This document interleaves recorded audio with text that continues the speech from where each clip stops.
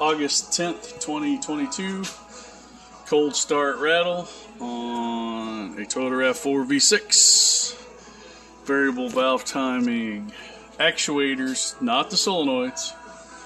First thing to do is drain the fluids. Oil pan has to come off.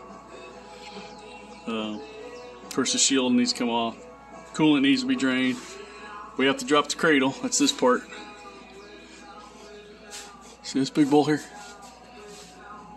These have to come off. This whole cradle has to come down. While it's down, then you can get the front timing cover off, which is what you have to do to get to the chains and everything else. So this is step one. So I'm going to take down the shields and drain it, and then I'll get back to you. Okay, while you're under here draining your fluids, because you're a responsible guy, okay, you might as well take off this pipe. Okay, take off this union. Undo it right there. Here. Unscrew the rear O2 sensor. Pretty sure that's bank 1. Bank 1, sensor 2. Because this has to be out of your way to do the oil pan anyway. So while your coolant's draining, you can take this piece off. And then unplug this O2 sensor. Alright, moving on. Okay, PB blaster, empty bottle. In this case, it's a stevia sweetener. And you fill this up until you get it all the way full. That way you can go up and put fluid on Rusty Bolt's PB blaster. Okay, fluids are drained. I've removed the front bumper cover, which in a previous wire up in there, put in my own backup creep sensors. So anyway, the bumper cover is a good idea. Since I'm here, I'm just going to go ahead and see this. This coolant hose is connected here. So I'm just going to go ahead and pull the radiator. I'm going to leave the condenser. That'll also give me space to set the compressor, because I don't want to have to evacuate the refrigerant. Which, you know, if I have to, I will, but most of you guys are watching this are not going to be in a position to do that or whatever. So anyway, I'm going to do that, and then I'm going to take all this off on this side so I can get to the harness and everything, because I need to drop the cradle with the engine and everything straight down. That's the purpose of this whole exercise right here. So I'll show you what I'm doing next in the next step. Okay, I'm also doing what I call the touch-up disaster, because this is a water-based paint, so it just like etched into the edge and then peeled it all off. And it's just chipping off there all on that edge. So I'm just replacing the fender. I had it painted and all that already, so all I gotta do is install it. So I'm gonna do that while I'm doing this other stuff. Oh, I forgot to mention, there is a hiding bolt right there.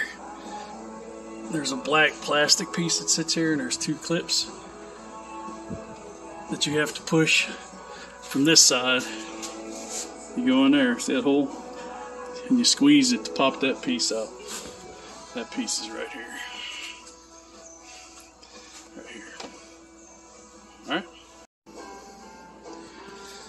Okay, so battery tray, air box, PCM, leave it plugged in. The top plug goes to the body part. Unplug it. This part goes in the fuse box, snaps in, goes straight down. Right, see right here? This little, right where my thumb is. You see how it's clipped on the inside? So you just pull that out, pull it up. You got to do both all at the same time. So it's all it snaps together. So taking it apart is typically harder than putting it back together, as far as the connectors go. Okay, and so then this, you see that sneaks through there. Okay, take this here. I try to keep these thingies as much as I can. If you don't have one, you need to get one of these Christmassy tree tools, which I set somewhere else. Anyway, it pushes up underneath this to pull it out. I might have got it there. Yeah, I was able to pull that one out. So anyway, now this, see all that?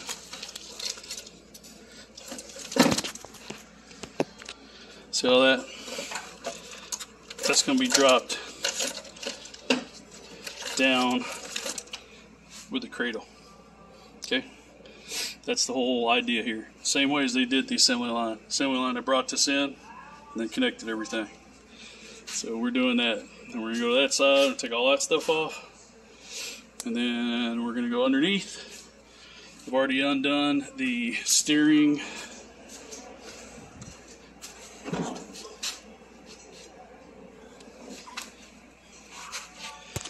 bolt. The reason there's two is I was going to actually take out this intermediate shaft, but I just didn't get around to it. But right there, there's a rubber boot that snaps in from this side, so you have to unsnap it, push it in, and then that'll come down enough for you to get to that bolt, and then the rack and pinion actually comes out with the cradle. So we're going to leave that connected. I'll show that here in a minute. And, you know, I was explaining I'm replacing the fender, so that's it off, and that's all the crap that was trapped in there. So, moving on. Alright, second try. Okay, hose off, ground off, goes there. This unplugs there. I'm going to look from the bottom, but I don't think there's anything back there that's going to prevent me from dropping this cradle engine with intake. And then I'll take the intake off, the valve covers off. I have to do that to do the front timing cover and all that. I'll do that when it's down. So anyway, while I'm down there, I need to pop off this. It's just awkward to do it from up here. I mean, I could, but I don't want to smash into the radiator or break something. It's just not worth the risk. So anyway, once I've got that loose, then I'll take this cable and I'll put it up over here. Okay. See, this goes with us. As I showed before, the heater hoses I have to disconnect and the fuel line I have to disconnect. And then, like I said, once all that's disconnected, the thing that this sits on, see that engine mount? There's another one back there.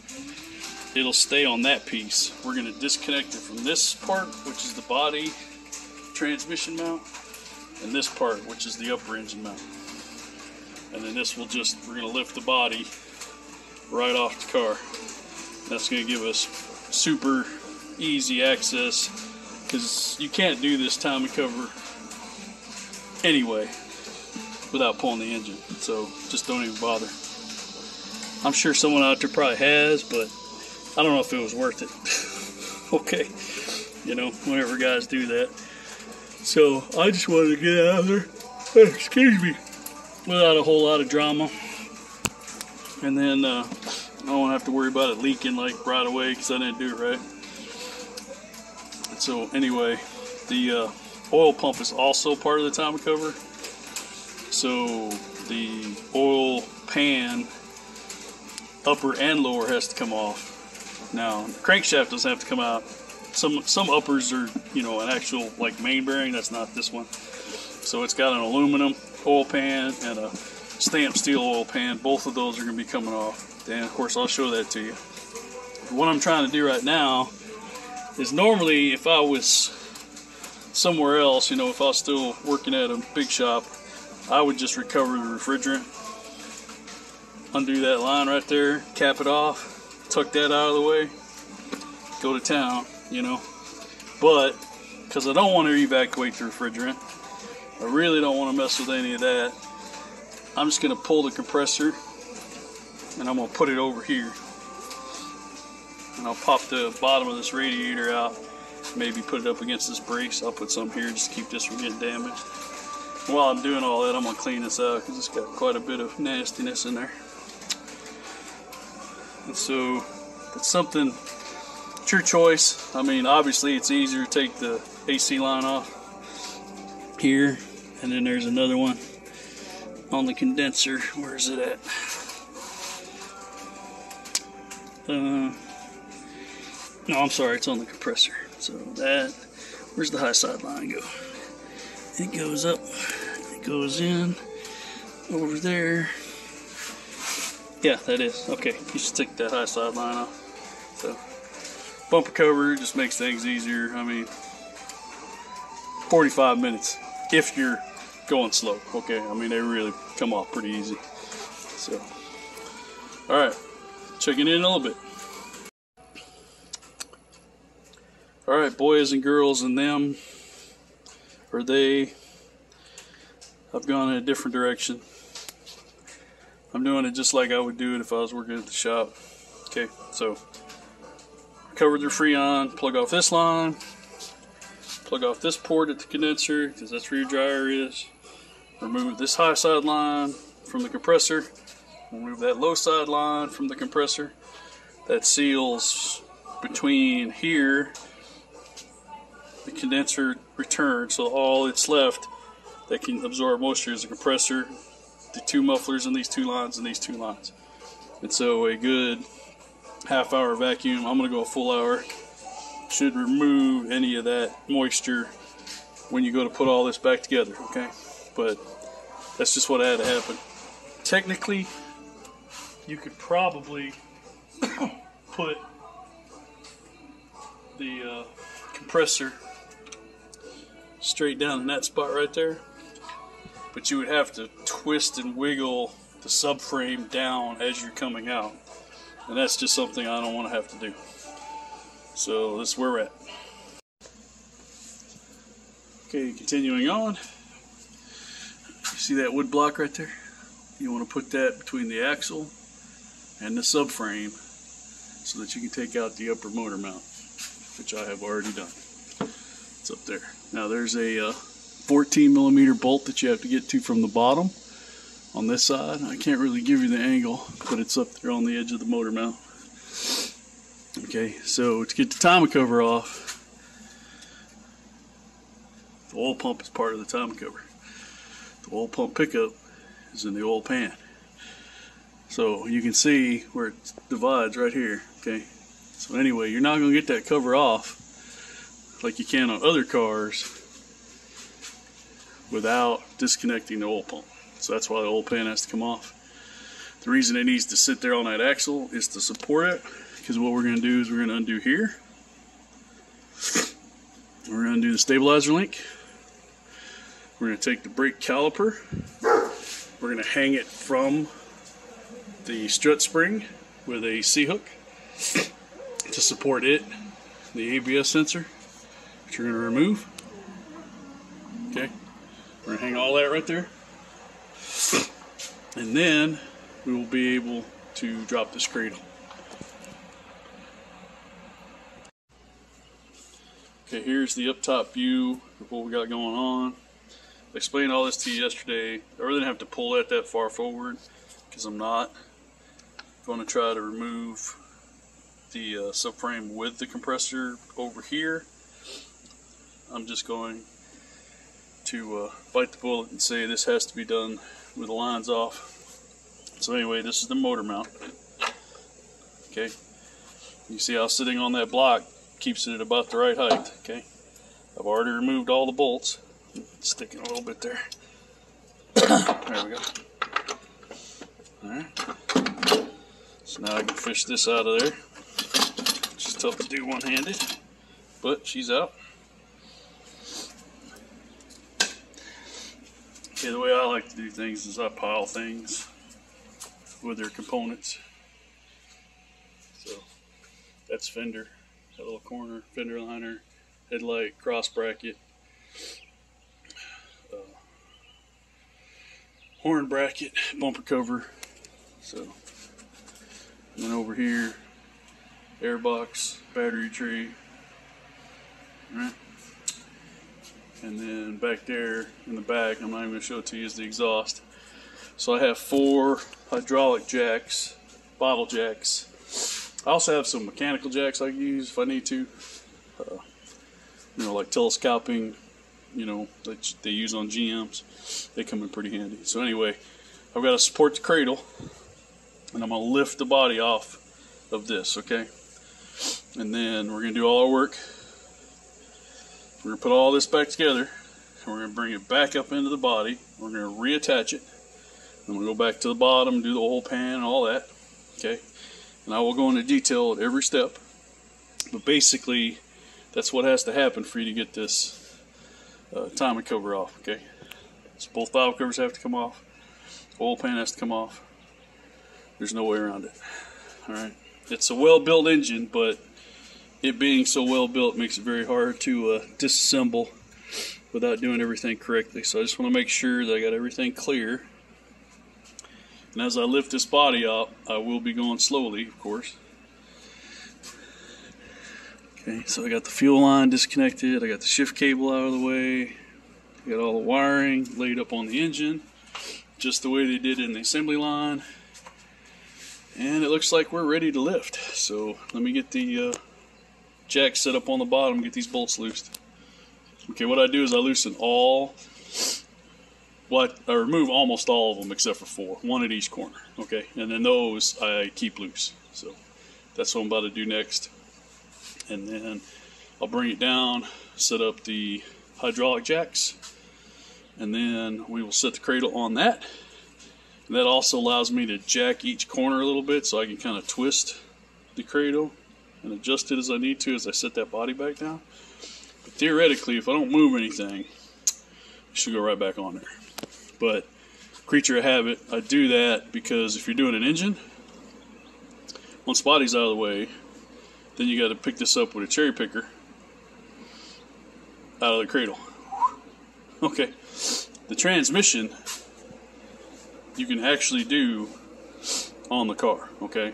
So you support, maybe I got that wrong. Let me think about that for a minute. Yeah, I'm pretty sure you can. You support the engine with a cross trans brace here. You know, they call it a cross engine support. And then you lower it down on this side, and then you get the transmission off. Pretty sure. I may be wrong about that. I haven't done one of those in a while. Transmissions on these just really don't give you much problems. So, anyway, here we go. Okay, that's what that looks like. Take out all but one, supporting it the whole time, one corner at a time. Don't get that one mixed up. That is not the one you want. This is the clip that holds this rubber piece in. Just set that over there for right now.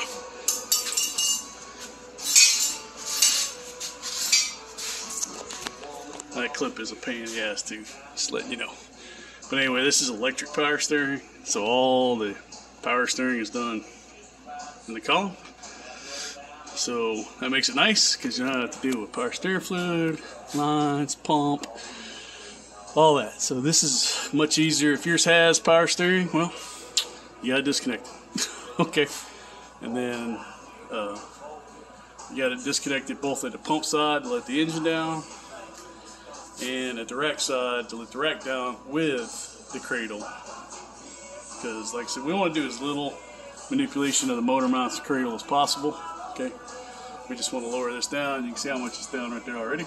Okay, that's with the bolt relatively tight. Okay, and the reason that is this piece, see it sagging? Okay, this is the only thing, these two pieces right here, that are holding all this together. Now that's fine, there's no worries, okay? Just letting you know. Okay, so we're going to support it up here, and up here, back here, back here, and then we can pick the whole car up off of it, and then all this will be just right there in our face, okay? We'll have access to everything. This is the way to do this job. So now, I'm going to go ahead and undo these, as I mentioned earlier. Stabilizer end link at this side, okay? So we want this to go down with the cradle, all right? I mean, technically you can do it on this side too. Just whichever floats your boat. See that one? It's at an angle, it's in the way. That one's wide open. So I'll let you be the determinator of that. So don't forget your ABS sensor. ABS sensor, brake caliper in line, and hang all that up here so you're not stressing the lines. Okay, if you stress the line enough times, it will turn into a one-way check valve and you'll have a locked up way, I promise. Okay, here's what that looks like. 22, 21, 14 caliper bolts, and these bolts that hold this on. Okay, don't use a big impact on those, just break them off. You go back with them. Hook, hose, line, strap. Before I do that, while I take this down, I put a zip tie here. This is a case of this. Pops off that. Okay, so you're see how it's already stretched. We don't want to stretch any more than that. I've had these pop out, and then you get the fun of putting those back together. And then also, don't like that flopping around. It gets in the way, it gets on the ground, just cause all kind of issues. So just a little prep before you lower the cradle will pay off big time. We'll get the other side, and then we'll be setting up the jacks, which I think are self-explanatory. And then I will show you me lifting it off the, you know what, I'll actually set up a tripod right here, and we'll watch it together. Alright, let's see what happens.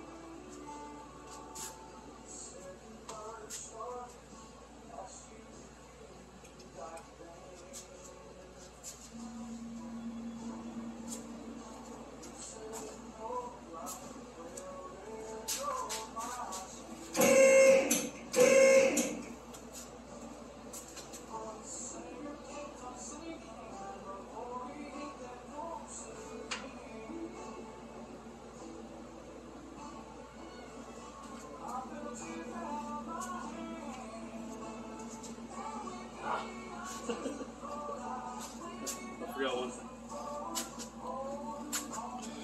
This is why you got to do this. Okay, for those of you paying attention, the stabilizer link right here was moving, so I forgot to do it on the other side. So that's why you want to go slow in case you forgot something, which, you know, seems to be always the case. We should be good now.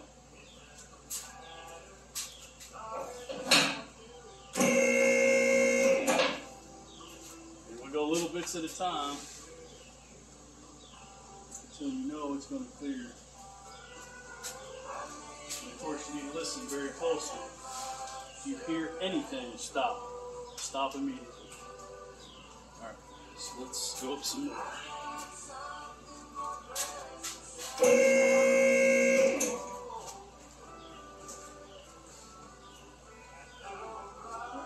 Fireproof vest.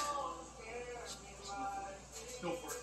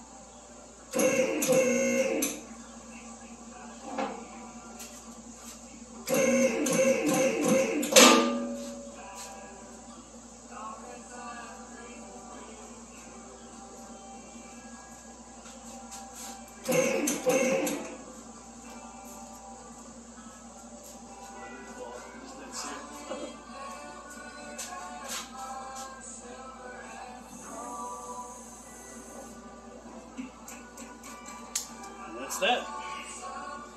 Now you have access to everything on the engine. Alright, so now I'm going to change views and we're going to go to the front and get into this timing chain. So next I need to remove the valve covers, the intake manifold. You have to get to the back valve cover. So I want both of those off, all the front pieces off. So I'm going to change camera view and then we'll go from there. Alright, here's the meat side. So the compressor is attached to the timing cover as well. Okay, so just keep that in mind. This has to come off. There is a pipe back there, feeds in the back for this water pump. Okay, of course the water pump, this cover, this oil line, which I talked about previously, we're going to replace with an all metal line. This line I believe is already all metal. Yeah. And valve cover, of course. And of course I'm going to snake it out of there because that I don't have to take that off, I don't think. Yeah, let's see this. This is all from valve cover before I replaced it. If you look, you see the blue? That's the new valve cover gasket. That's why it's clean, dirty. So it was leaking. Interestingly enough, the back wasn't, so I was thankful for that. But I'm doing it now anyway. So this is that bracket on the back that's really fun to do when it's in the car. So as much as I'd like to spin this over and get oil pressure everywhere and all that, I am going to put it all the way back together. And I'm just going to crank it without letting it start till the oil light goes out. Now you can't do a clear flood on the Toyota, that would be too easy. So I'll have to disable something. I'll figure out what I want to unplug while I'm in here. So, because the ejector harness is kind of integrated into that.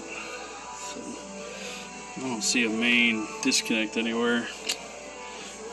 I'll have to check a wiring diagram. I might be able to crank it without the computer hooked up. Quite possible in this one. I don't think the computer cranks it. Some it will, you know, if all else fails. Before you ever even get started, you can jump right here. Okay, with a bed of nails, 2 battery power. You know, you can hook up the battery cables yourself. You know, put a clamp there or whatever. Just go ahead and spin it over until you know you've got oil pressure. Of course, when we do the time chain, we're going to spin it twice anyway to make sure that everything lines back up, which we'll get into when I do that part. Okay, so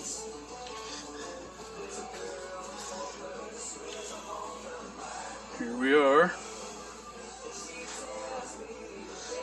So we got the vacuum.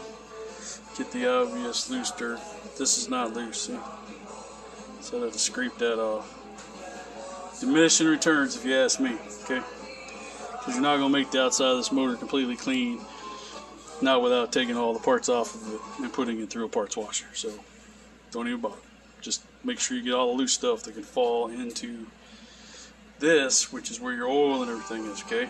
So keep it clean, but don't like be ridiculous, okay? Because I've seen a lot of guys end up trashing motors because they use grinding discs to take off gasket material and put a bunch of silicate grinder stuff in the oil, and then it just destroys the engine. So, you know, they sell specific scrapers and they sell specific 3M makes some roll lock discs, not roll lock, but they're called I forget exactly, but they're green, white, or yellow, and they're plastic, okay?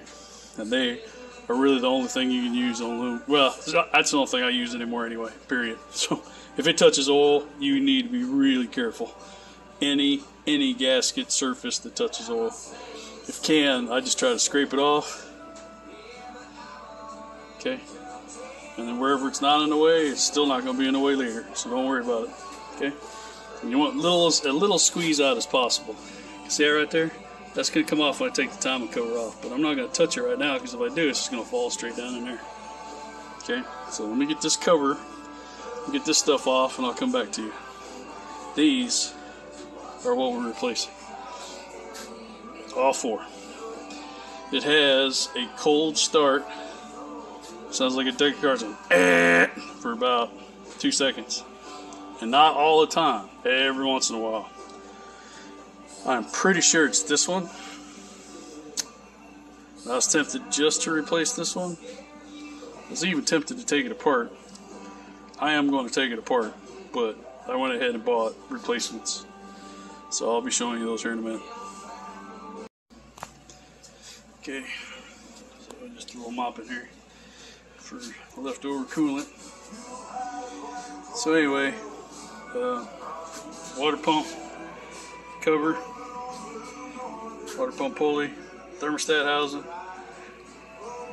That cover goes across here. Cover, timing chain, tensioner. Must be for another procedure. I'm not going to undo the tension until I have this cover off. But I take this line off, which will be replaced, of course. And then we'll be staring at timing chain. Of course, I got to take this off. I think it's pretty close to TDC, so I'm going to go ahead and roll it backward and see if it kind of lines up. See what happens. Okay, here are the replacement parts. There's some unnamed gaskets, so I'm going to have to put a plug in there or whatever for whoever. So, or this. Talk about that later after it's installed. It gives me no issues. They look good. They look like good parts. So, anyway, I'll also replace this valve cover gasket while I'm in there. Question: how many miles? 214,000 when this started to show up. So, here we go. Okay, we're at the money shot. So, timing cover is off. Now, I'm going to follow the procedures, which basically is the way to get the slack on this chain. So there's the tensioner. You actually set the chain on the crankshaft sprocket. These links have to do with where they correspond with this, but I'd have to rotate it, I don't know how many thousand times to get it to line up. So I'm not going to do that. When we go back with it, we will be using those links, okay? But right now, it's on TDC. Spark plugs are out. Number one is back here. This is number one. Okay, we're at the top. Alright, top of the piston right there. See, there's the cylinder head right there, that line. Okay. We're TDC on the compression stroke. Exhaust valve closed. Intake valve closed. Okay. As the piston goes down, this will rotate to the right. This will keep rotating to the right. Right behind the exhaust. See how this is behind the exhaust. So as it spins this way, the piston gets to the bottom. This opens the exhaust. The piston goes up to push that just exploded charge out as this goes around, and then both this one and this one for a brief second are open at the same time at the top, and then this one closes, and this one stays open as the piston comes down, then it closes, and then the cycle repeats. That's how this works. Times 6. And then these, we'll actually take these and twist them inside the chain. So the chain never, it spins consistently, always in the same spot, but it can move the camshaft inside of that on both banks. By doing that, they can basically play with a computer, a dyno, road test it, get the best mileage, get the best power in every conceivable situation that they threw at it. So anyway, that's where I'm at. Here in a minute, I'll show you what the next step is. Okay, it's gonna be hard to do this and the marks, but I'll try to put this back this way when I go to check the marks, so to speak. Okay, but for right now, I'm gonna show you where the marks are and all that. So I'm gonna take this camera loose from here so that you can see all that. Okay, then I'll bring it back to this position. Okay, see this? That little dot? See that little hump? Okay, now we're going to scroll up here. Okay, ignore that because we're not marking, we're not going to be right there yet. See, this is actually going to assemble. Oops, this is actually going to assemble. So here is the money shot, okay? So the right side, as we're looking at it, see the two oil holes? See the mark? Okay, now I can tell you on the back side of this is our some mark, alright? On this side, now look at how ambiguous this one is.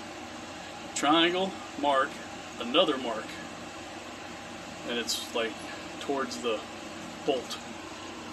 Okay? So keep that in mind. That's it. Alright, so let's go over here. It's my beautiful wife working on my Firebird. It's parked right there.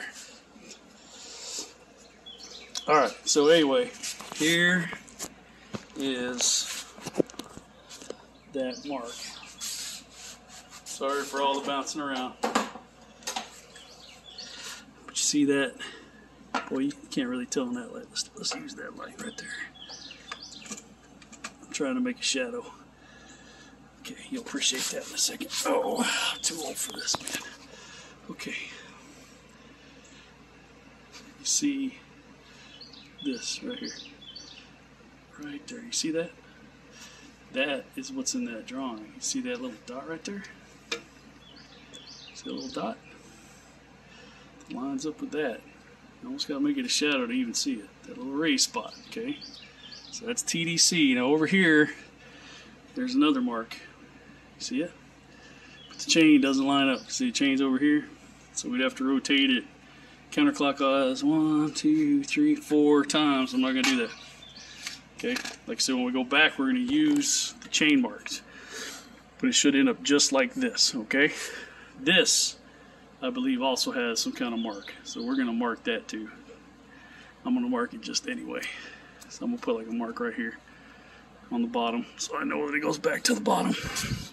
I don't think there's anything in there. Okay, I know there's nothing in there. But just to be safe, because you never know, gents. Ladies, them or those. Okay, so here, remember we were talking about those weird marks? The triangle? One tick over. See that line right there? You can actually see the yellow on that chain.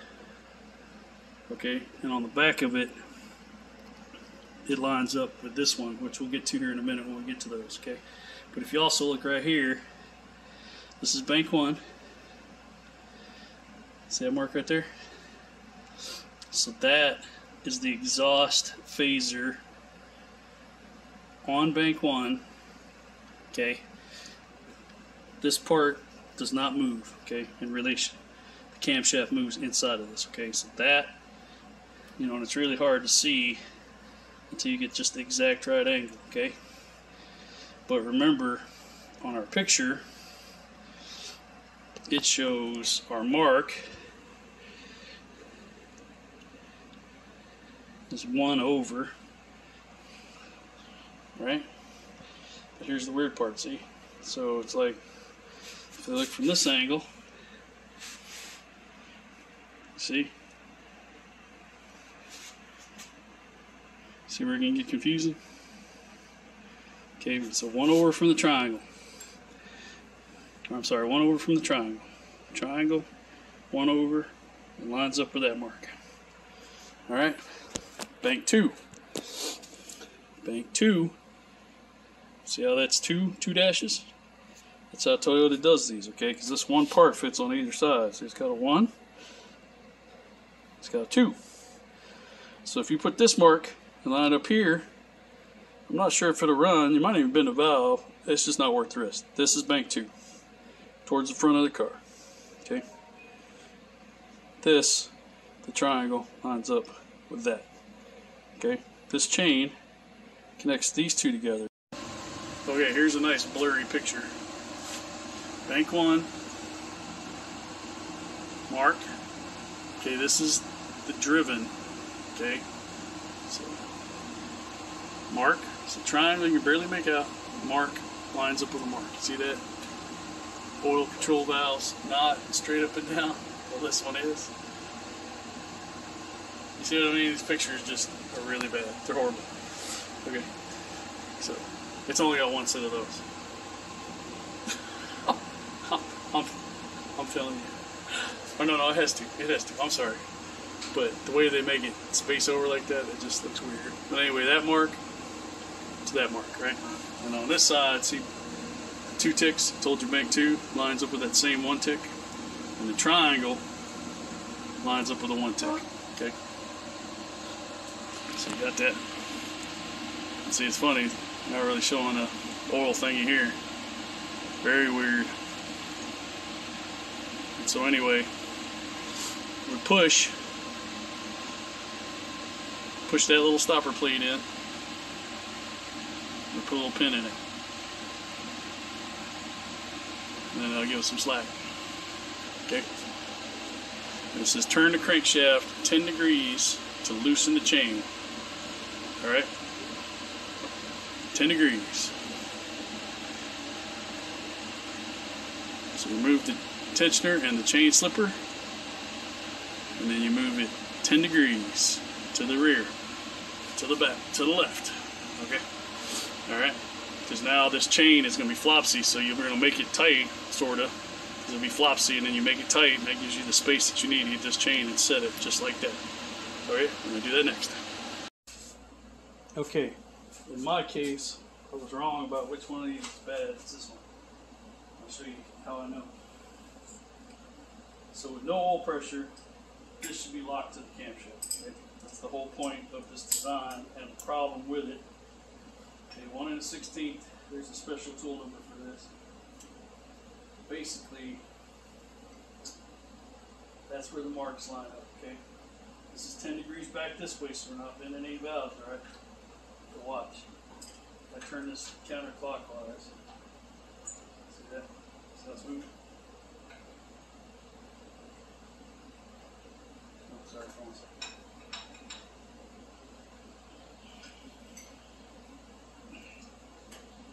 What was a minute ago? Alright, back to the drawing board. Sorry, I wanted to show that to you. This was unlocked. It must have locked while I was not walking away from it. So this one.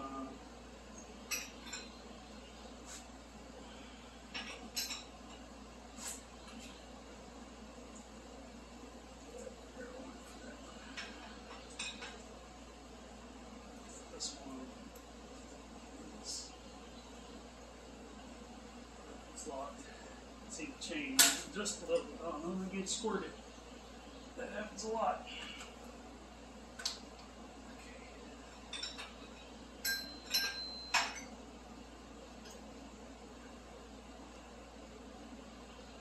Sweet spot right there. So anyway, we go back with this. We'll set that right there. Right there. See how I'm not holding it? Trust me, you put any pressure on it at all. Boing! Okay, so we'll go ahead and put a little pressure on it. So we got to get these off anyway. Oh, yeah. That's not what I want to show you. Let me get my impact so I can take this off correctly, and then I'll go back with the torque wrench. Okay, due to time and frustration constraints, this, see his shoulder?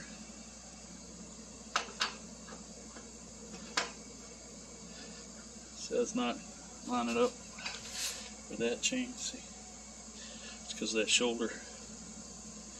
No matter what, this will never go on there. So what they did is they updated the camshaft. They had to change the camshaft holder down to accommodate said camshaft. Because if you look at this camshaft, see this part right here? It's like a thrust bearing built in. Okay, they changed something to do with that. So to do that, they had to change this piece. Okay, because see, this piece actually holds the camshafts down. All right, this carrier right here. So this actually comes off the head. Okay, I mean, you can pull just these caps to get the camshafts off, but that's not enough. You have to replace this bottom piece because this all changes. Okay, somehow. I mean, I don't know how, but anyway, you can find these on eBay. I saw them in United Arab Emirates and some from Japan, but I don't have that kind of time, so I am pretty sure it was the intake that was doing it. I'm not using this part either because I got to send all 4 of them back, and I wrote them a nice review on Amazon that you can read at your leisure. But I took the other one of these apart because I bought that socket set, and see this little hook right here? Okay, this is in the locked position. If it's in an unlocked position, it moves this way. This covers that screw. Okay, you won't be able to get to one of those screws. Now, that one was unlocked, like I was saying in the earlier video. So I went in, cleaned it. It locks good. In fact, I can't get it unlocked. Okay, so you know, I'm trying to use air pressure instead of oil pressure to push the plunger out, but it was dirty-ish. As you can see, this is the cleaner side than this side. Okay, and that's because the PVC hose runs here. This is clean air from the air cleaner. It goes across the block, comes back up, comes out this valve cover. So this is the dirtiest side. Okay, so I think this one is probably going to be even dirtier, but regardless, you can't get this plate off because it's like press fit to the inside rotor piece, and I'm sure if I kept prying at it, it would. But all I have to do is simply get to the holes where the spring and plunger are and clean those out, which is what I'm doing. So fingers crossed, we'll see what happens. But I'm going back together with her. Okay, I really can't describe this other than you set these in the chains just like I showed you earlier. Okay, see that mark right there? Lined up, flush. Okay, see it's out a little bit, so I'm going to tap it the rest of the way on. But I got the pin engaged, and so you look here where the bolt's out, make sure you got the pins engaged. And you have to fiddle with both of these at the same time. That's the fun part. Okay, but once you got it, it'll look something like this. Hump up, hump up. Okay, remember we're still backed off from TDC, which is up here. Okay. Okay, make sure you support 74 foot-pounds. Okay, with a torque wrench. That's what this gives me with. 74. Alright, about to do it. I gotta have both hands, so you just have to trust me. Don't use Loctite. These oil control holes go in there. So if you get Loctite in there, I'm not sure what happened, but I bet it wouldn't be good. Unauthorized repair. See all that stuff in there? That's the varnish. So anyway, you clean out that hole and this hole. It's played off. Okay, there's no, I'm going to dump that out now. Okay, there's no super gouge scratches where it's been rattling back and forth. These are all machine marks. Okay. Actually looks like a little bit of, I don't think brake clean has water in it. There's something in there. I don't know, I'm going to clean it out some more. But that is why, because in there, it never comes out. It can't get out. Okay? The only hole they have is this one right here. And it goes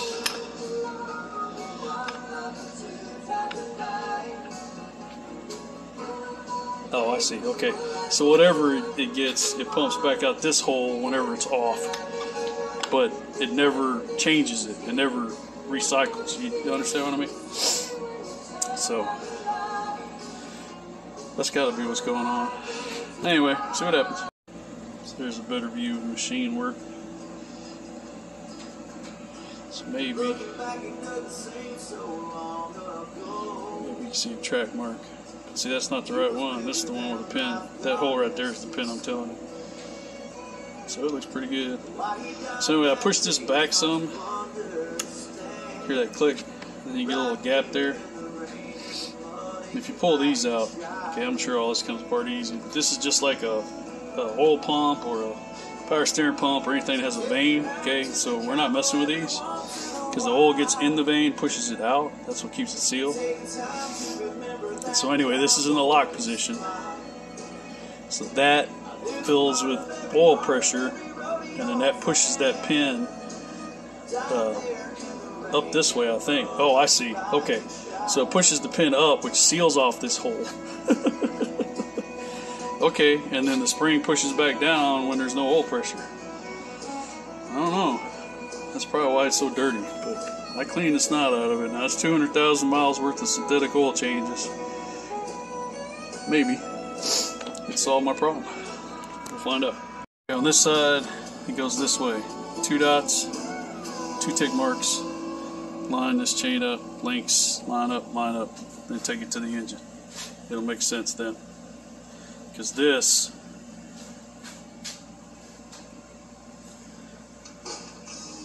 you know what? Sorry. Take that.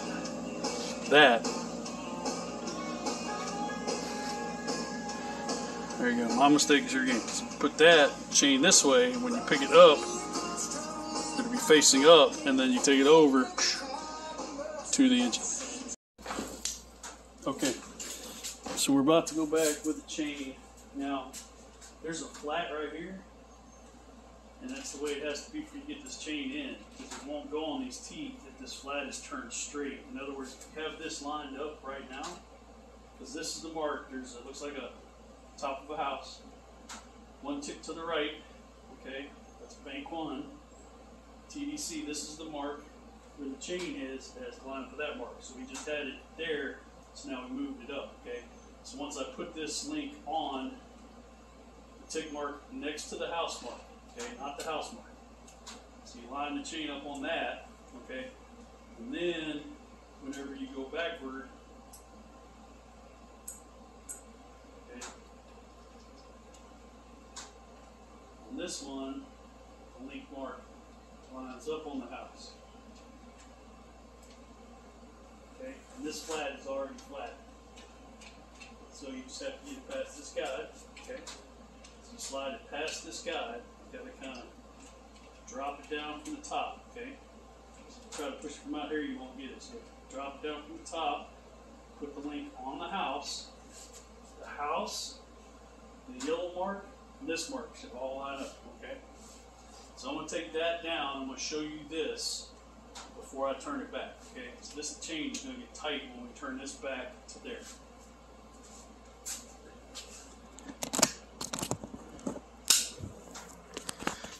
Okay,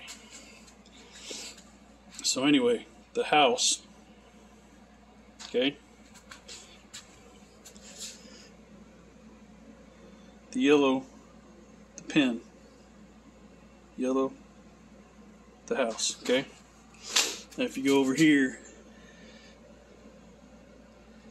okay, so I know it's hard to see, but the pin marks are that's the, there it is. Okay, so there's the 1, and there's the 2.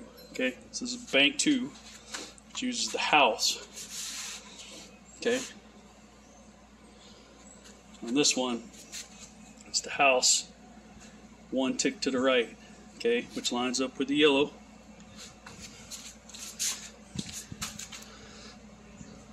Okay, now we got to turn that back to here, and when we do that, the chain is going to pull tight up against this wheel.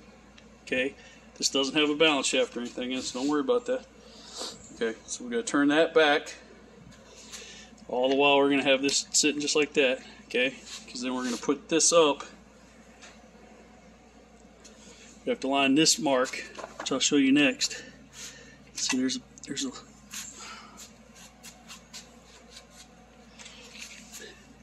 See that mark right there? That link has to go on that mark, okay?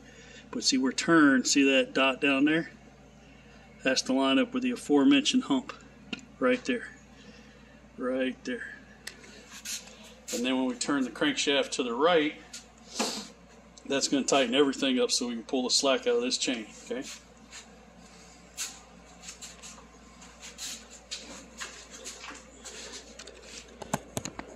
I know, it's worth it. Just wait. Okay.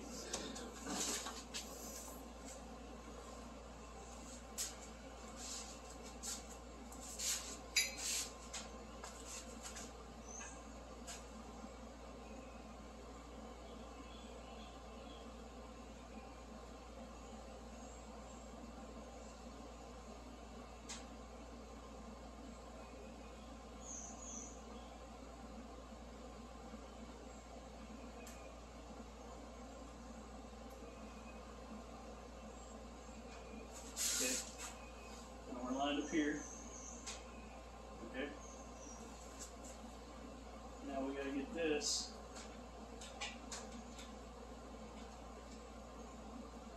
here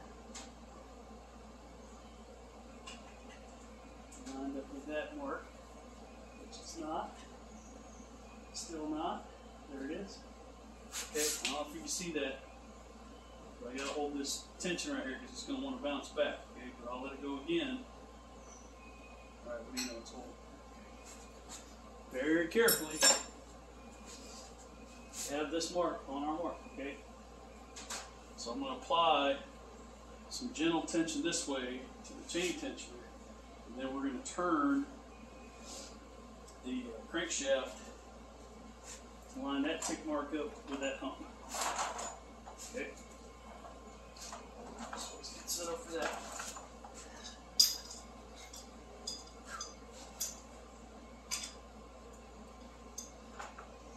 I guess I'm sure Toyota has a special tool, but I'm just driving this keyway. Unfortunately, I can't really give you the camera angle you want. I'm just going to slowly turn. Okay. The chain, everything popped in. You want to make sure it's inside the guides, okay? Anything out. Alright? And your tick mark should line up with that. Okay, mine does. Okay. So now I'm going to take my bottomed out tensioner with my little pin in it. Okay. The way I like to do this is I like to get the top bolt started first. Okay. And I swing down to the bottom. I like to get those finger installed. Okay. You don't want to force the tension. Okay. So now, see that right there? Because the plunger is going to drop. Alright. So when I pull this out, it's going to forever set our stuff, okay? So I want to check all my marks one more time, okay? We got our colored links. These two gears, this is tight, okay? Because that spacing is set between those teeth, okay? So anyway, this is tight, okay? Because the crankshaft is turned to the right. The mark is right here, it lines up with this hump. Okay? So I'm going to show that all to you up close. Alright, so we're going to go through all these marks, and I'm going to pull that out. Okay? Here we go.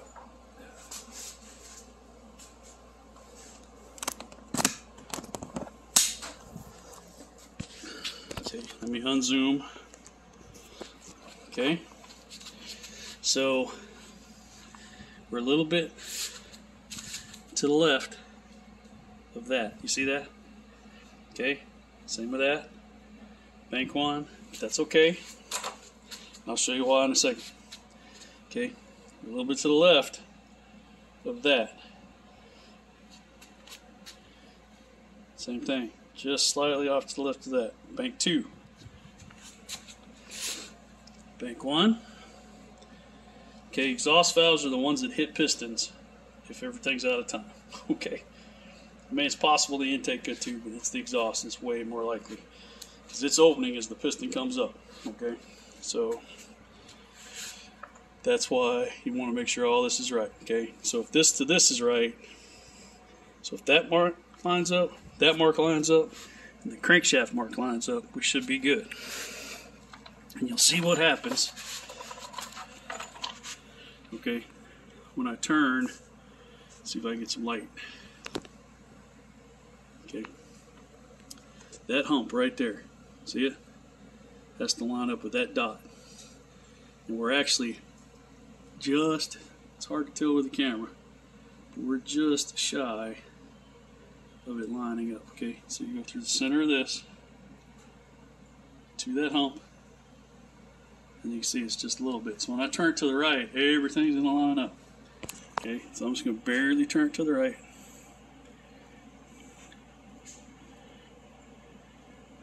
Okay,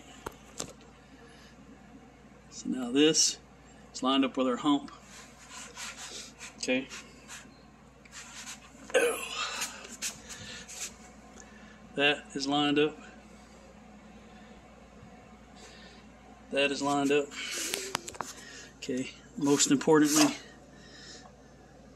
that dot, that chain, so there's no way that I could be a tooth off because they won't let you. Okay, and so this mark right here, like, so this is the most ambiguous mark of them all, that one right there for TDC. Okay, and whenever we put the crank pulley on, I bet you it's going to be 2 or 3 degrees to the left of top dead center.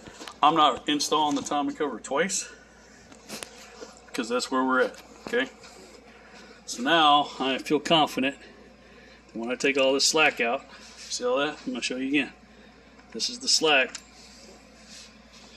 This is the slack. Not having this out. Okay, woo. Did you see that? So it's got like a little ratchet on it. Okay, so now that it's ratcheted out, oops, yeah, let's get it to pump up with oil pressure. Alright. Well, that's why you have some interesting sounds sometimes when you start these. I'm sure this is going to be no exception. So maybe I can get some oil pressure in there, get it to ratchet out a little bit more, because there's a little ratchet teeth on the bottom here. So if I can get it to lock in, maybe, yeah. Here, I'm going to play with that for a little while and see if I can't get it to lock. Okay, so anyway, there you go. Time to cover next. Okay, everyone has their own way of doing things. I prefer ultra gray. Okay, and what I do is I take a gloved hand, okay, and I put on my fingertip, and then I go like this.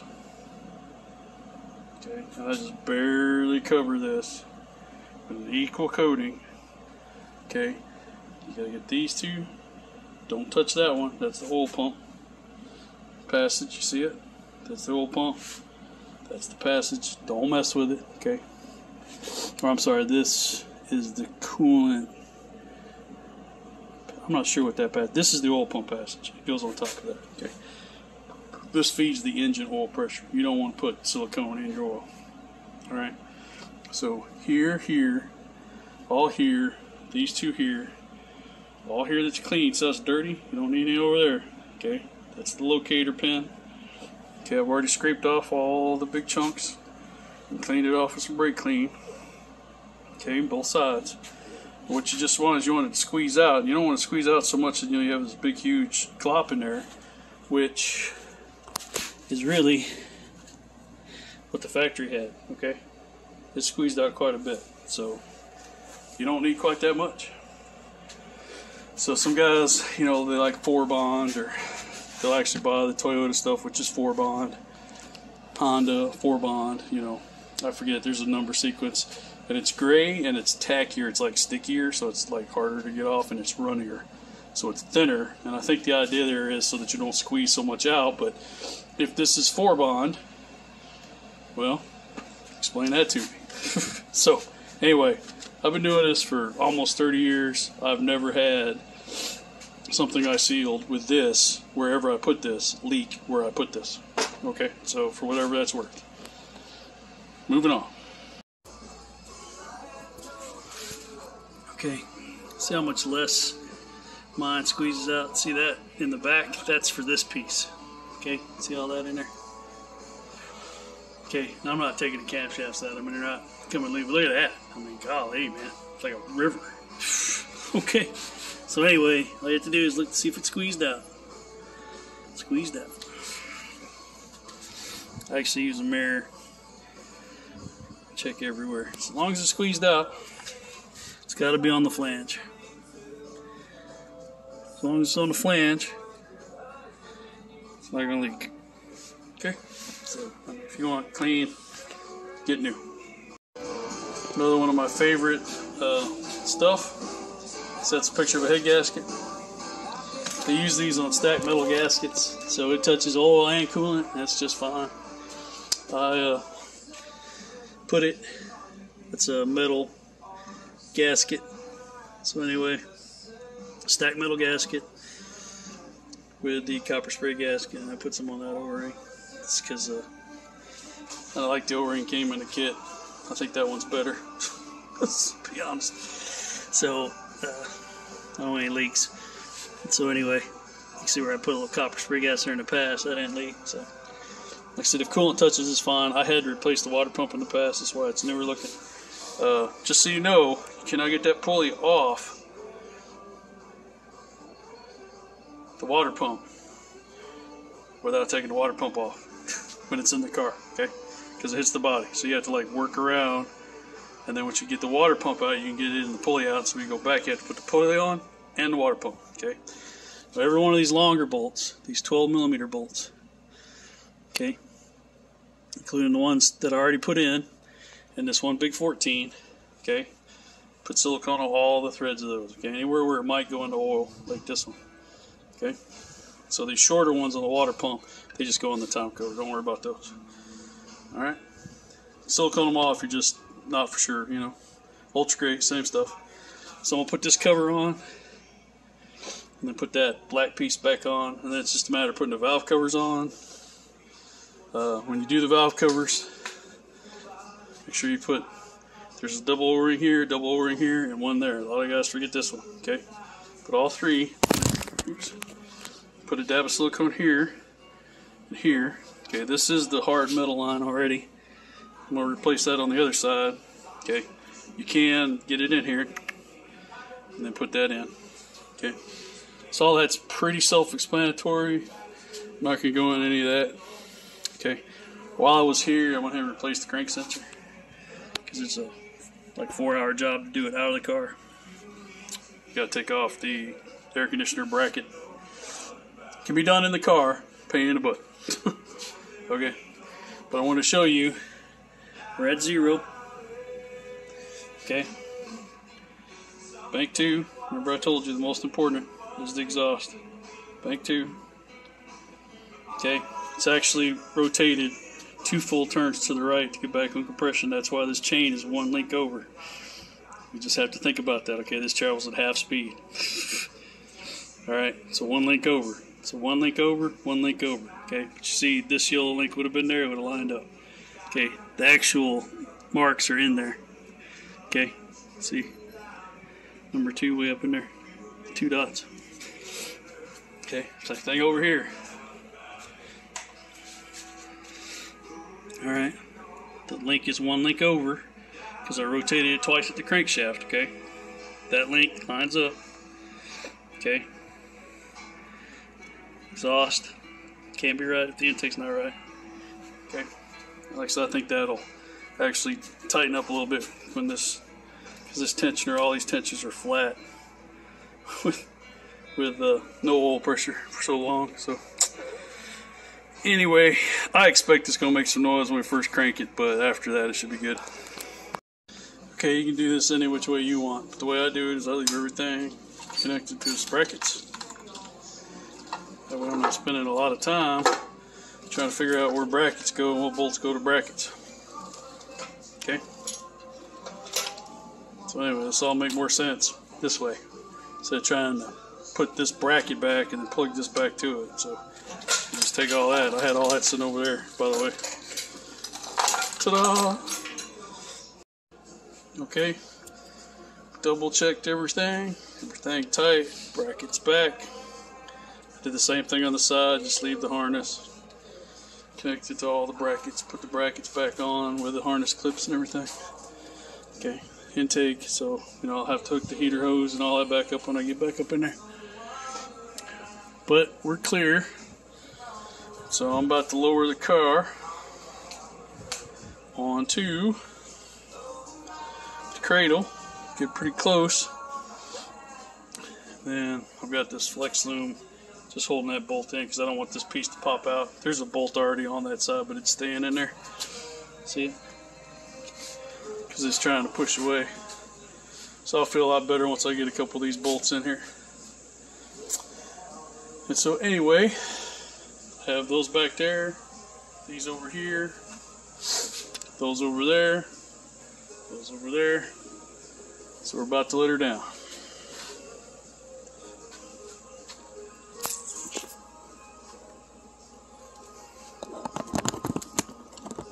Sorry, the camera facing the wrong way. Alrighty. Alright, good enough. Coming down.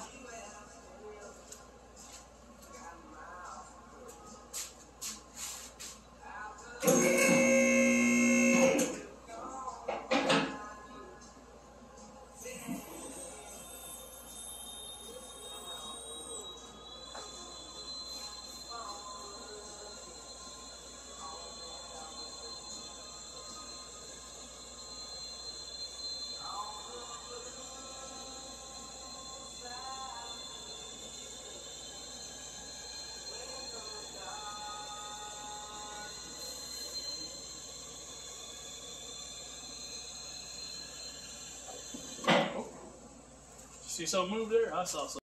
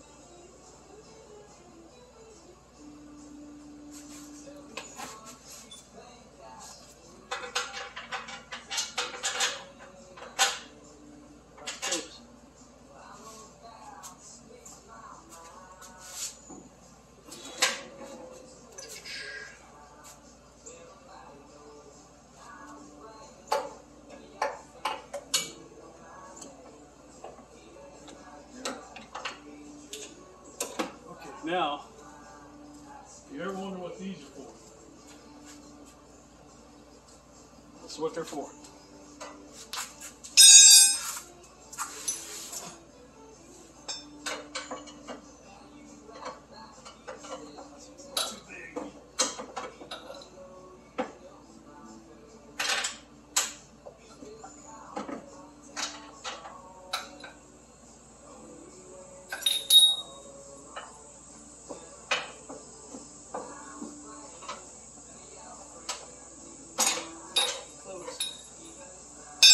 Get the smaller one. This is too long.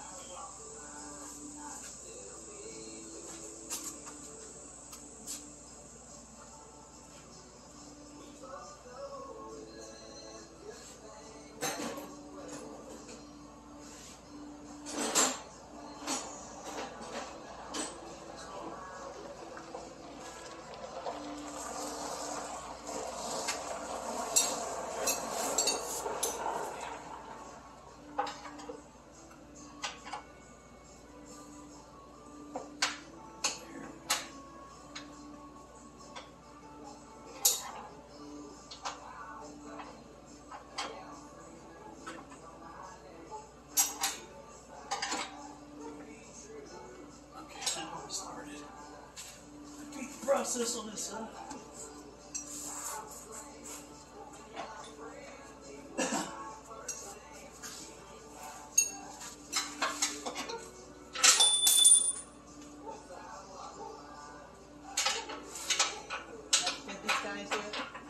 I have not, but Maisie hasn't either. Say hello, you're on camera. Hi. Huh? Say hello, you're on camera. Hi.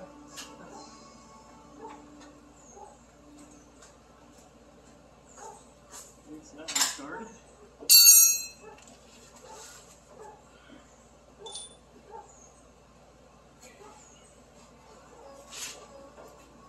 Back when it started.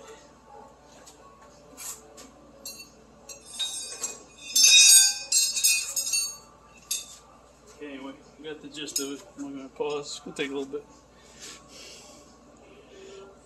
Okay, I like to get the motor mount started. So I actually loosen this one, transmission mount, to get that bolt through. Okay, there's a hooky thing here that keeps it from falling out. So just keep that in mind. But on this side, you have to get your block out. And to get your block out, you got to jack it. You want to support all on the side of that oil pan ridge. Just remember the oil pan's off. Okay, so I have it sitting on a block to give me some extra. Now that it's jacked up, I took that block out. I was holding the axle. You got to wedge that in there, otherwise the whole thing falls down way too far. Okay, once I got that, I've already got the back bolt there. Then I'm going to take some of the pressure off the jack here, and then this should all settle. Then I can lift the car off. Of course, I got the front bolt up here too. So stand by. Okay, once again, good squeeze out. I understand it's dirty. We'll wash it off after. Okay. The surfaces are clean where the RTV goes. That's the most important. Okay. A good squeeze out. Consistent and even is important. So now I'll be taking off there. Just walk wedge here. Bleeding pretty good. Alright, good. So anyway, next I gotta put the pickup and the lower oil pan, and I'll put this cover on. And there's two more bolts I gotta put up in there. Okay, so I will be finishing up today the rest of this, all of it, so to speak. So I just put some oil in it. Put the dipstick in it, make sure it's on the dipstick, and then what I'm going to do is, once I've got enough of this hooked back up, because I want the transmission cooler lines hooked up, I'm going to go ahead and start pulling a vacuum on the AC, because I'm going to put the AC lines back on, and then I'm going to turn it over without the key on by jumping the starter directly. I talked about this earlier, and I'm going to do that for 15 full seconds to go ahead and get oil everywhere it needs to be before I go ahead and do a real start. And then I'll finish putting all of this back together, which, like I said, I think is pretty self-explanatory. You know, I'm just going to set that back in there after I put the lines on. Okay, hook up the hoses, hook up the shift cable, hook up the, you know, this to the relay box and all that. That's fine. You know, I just need to keep this space open where the battery is so that I can get to these cables and to the starter motor to jumper directly to get that 15 seconds worth of cranking going. And 15 seconds is fine. You know, starter motor can handle that as long as you give it a chance to cool down after 15 seconds. And after 15 seconds, I'm going to double check the oil level. It should have dropped significantly, indicating that it pumped oil and it's now somewhere else. In other words, it's in the VVTs and in the passages or wherever else. And then I can go ahead and connect everything up, turn on the key, and do an actual start, which I will record for you on the tripod so that you all can watch it and see what happens. Here we go. I can't believe I did not catch that. So anyway, I just cranked it for over 15 seconds with my camera. I guess I hit the wrong button. Let's do it again. For a little while.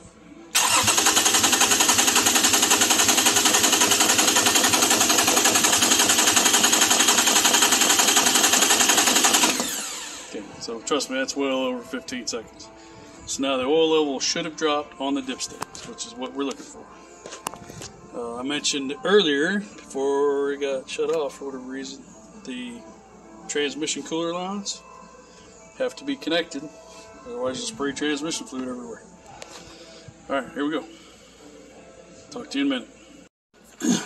Okay, we are at the moment where they, them, those, most often referred to as a lady that's obese, is about to sing. So let's see if she sings. Okay, worthy of note, there's a bleeder screw here.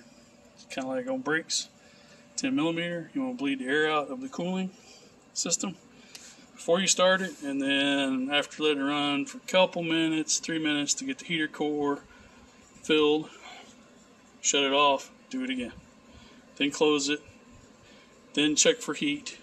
Okay, you should feel heat steadily increasing. So I'm about to connect the battery. Now Toyota's, first time you crank it, it's going to start, it's going to die. Second time you crank it, it's going to start and stay running. Hopefully there's not a lot of drama. I put everything back together because I don't expect any drama. So hopefully I am right. So let's see what happens.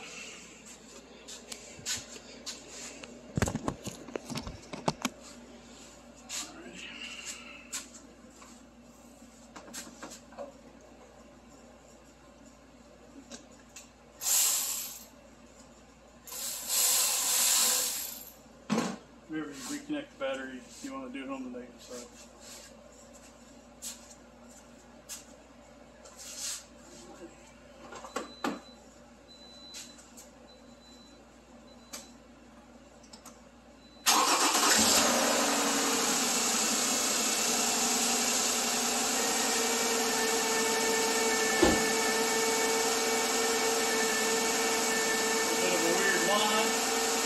I'm actually surprised it didn't die.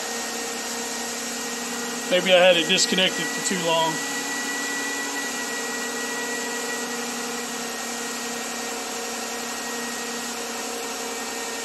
We're rattling. I don't like this whining sound.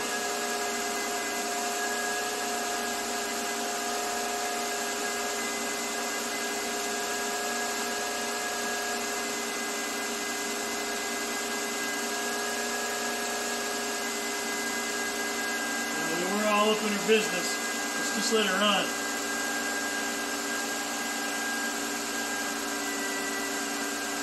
Well, obviously pouring out anything. That's good.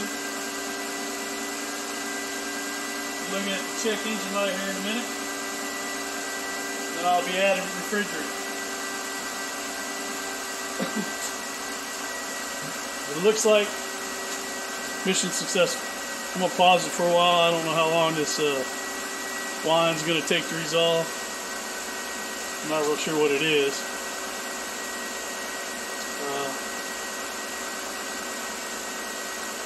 This is a strange sound. I think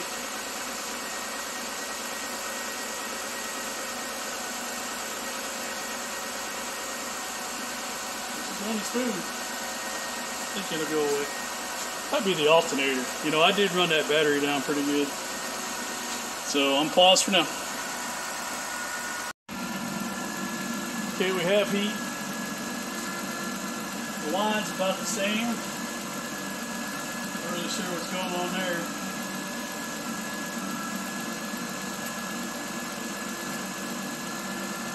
Checking transmission fluid.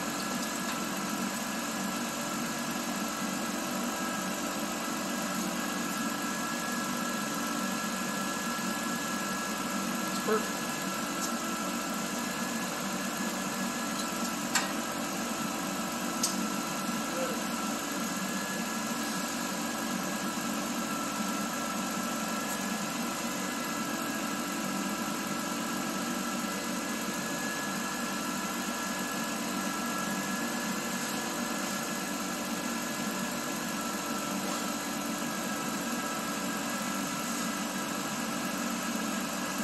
It's going down some.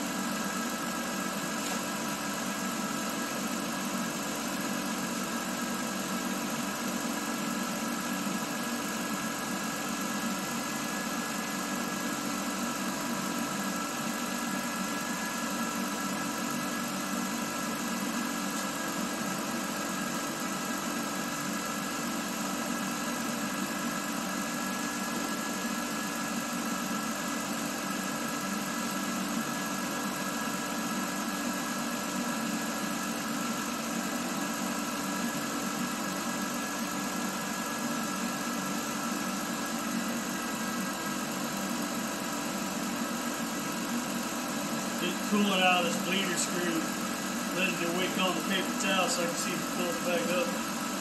See if I don't have it tight enough. You can break them, and so I don't want to do that. So it's just kind of. We're gonna do a ref test. See how that can get. Usually I tell you to run them up pretty good.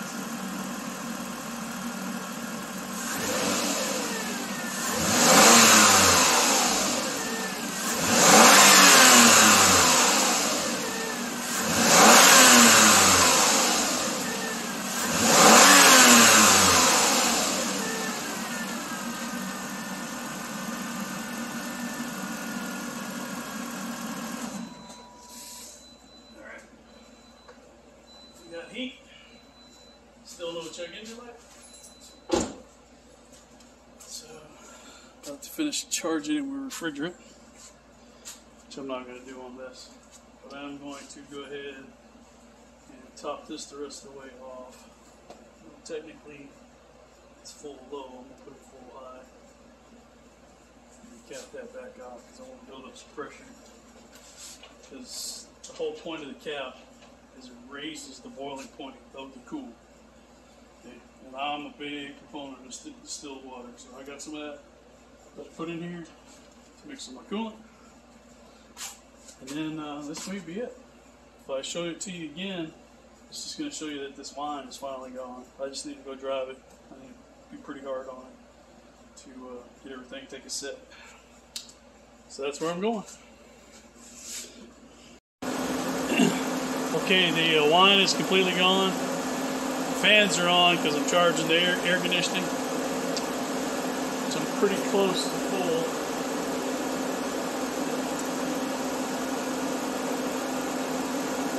So the Toyota's actually half the sight last. Still got a little bit of bubbles in it, so I'm going to wait. I like to do a low side charge with the canister. I don't know if you see it. Upward. No, I don't have a lot of refrigerant left in there. Return line is cool, but not not cold. The fan's not as high as it should be. It's about 100 degrees outside today. It's not as bad here in the shop. We have AC. As long as there's bubbles come by the window, I'm going to let it continue. But the line is gone. I think it might have been the compressor, because the compressor is always on these, meaning it's always spinning. And I only had enough refrigerant in there. After I pulled the vacuum, I just popped some in to build pressure, and then I soap watered my O-rings to see if they leaked. That's just something I do. You do what you want. So anyway, looks like mission success. One closing shot for parity. The side glass just went clear. Hoping you'll see a little something go by. Yep, see right there? That was when I closed this knob off. It's just a teeny bit of difference in pressure. Okay, so I'm going to make it clear again. That's how you charge these. So on a hot day, like today, is when you want to do this. Because it actually, oh, there it went clear again. And I'm just going to leave it right there. Condenser fans are blowing. I want to say they're max. So return line is cold and sweating. You don't want to overcharge, so I'm going to leave it right there. Signing off.